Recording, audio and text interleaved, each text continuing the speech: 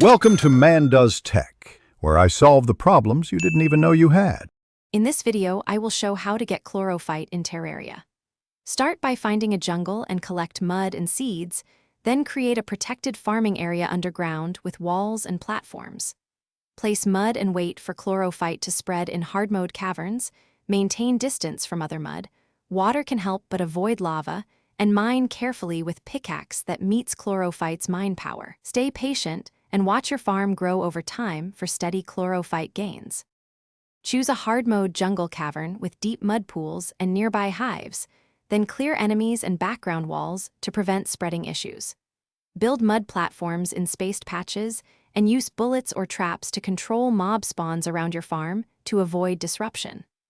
Light the area moderately, avoid corruption touching mud, and periodically check spreads to expand or harvest without collapsing growth cycles. This method yields reliable chlorophyte over weeks.